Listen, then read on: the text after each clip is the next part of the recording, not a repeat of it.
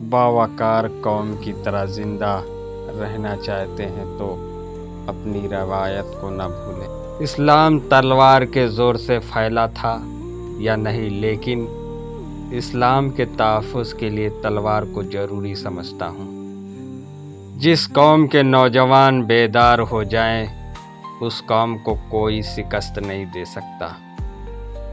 حکمران جب اپنی جان کی حفاظت کو ترجیح دینے لگے تو وہ ملک اور وہ قوم کی آبرو کی حفاظت کے قابل نہیں رہتے۔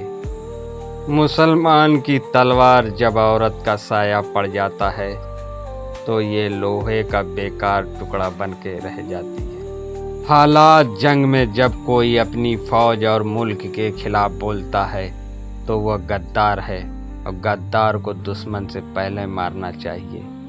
کسی قوم کو تباہ کرنا مقصود ہو تو اس کی فوج اور عوام میں نفرت پیدا کر دو۔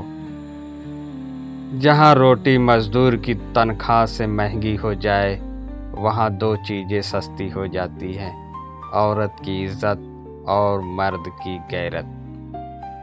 آزادی کا درد غلامی کے سکون سے بہتر ہے۔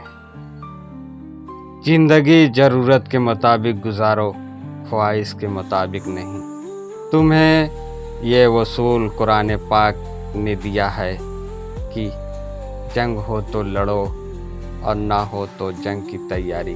ایک جاسوس دشمن کے پورے لشکر کو شکست دے سکتا ہے اور ایک غدار اپنی پوری قوم کو شکست کی ذلت میں ڈال سکتا ہے۔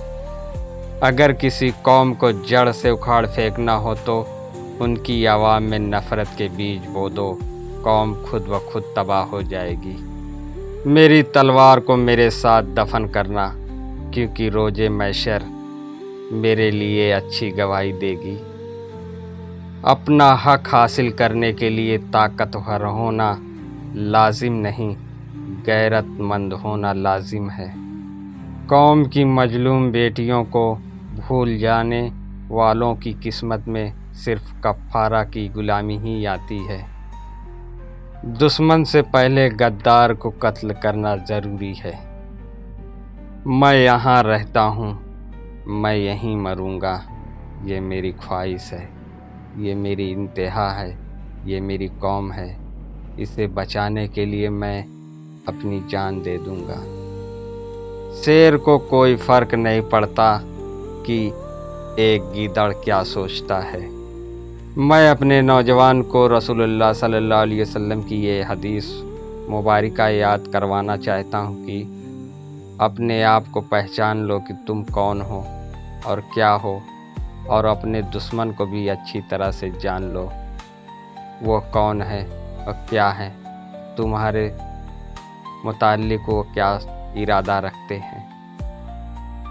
یہ ویڈیو آپ کو کیسا لگا کمنٹ کر کے ضرور بتائیے گا، اور اپنے دوستوں میں شیئر کریے گا، اور اپنی راہ سے ضرور آگاہ کیجیے گا۔